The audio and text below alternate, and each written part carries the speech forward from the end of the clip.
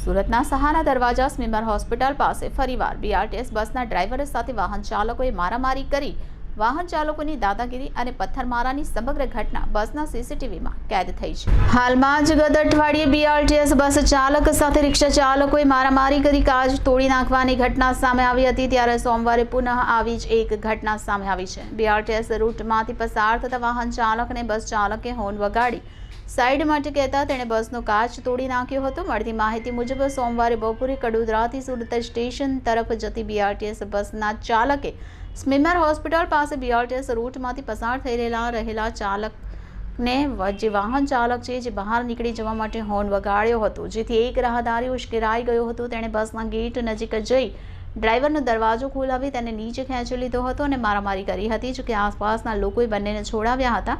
ત્યારબાદ પણ ગુસ્સો શાંત નહીં થતા શખ્સે પથ્થરથી બસનો કાચ તોડી નાખ્યો હતો। આ ઘટનાનો વિડીયો વાયરલ થતા સમગ્ર મામલો સામે આવ્યો હતો। मेरा नाम Ravi Bhajan Singh Solanki, route number 19 Magor depot में ड्यूटी करता हूँ बीआरटीएस। मैं कड़ोदरा से स्टेशन जा रहा था। 12 बजे का टाइम था दोपहर का।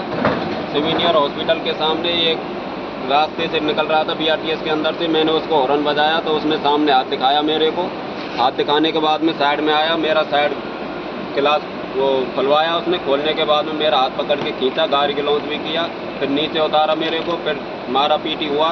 उसके साथ वालों ने मेरे को फिर गाड़ी निकालने के लिए बोला। मैंने गाड़ी निकाला तो थोड़ा वो भाग के आया और पत्थर हाथ में पत्थर लेके साइड गिलास ड्राइवर साइड का साइड गिलास छोड़ा और मेरे हाथ में भी ये लगा है थोड़ा।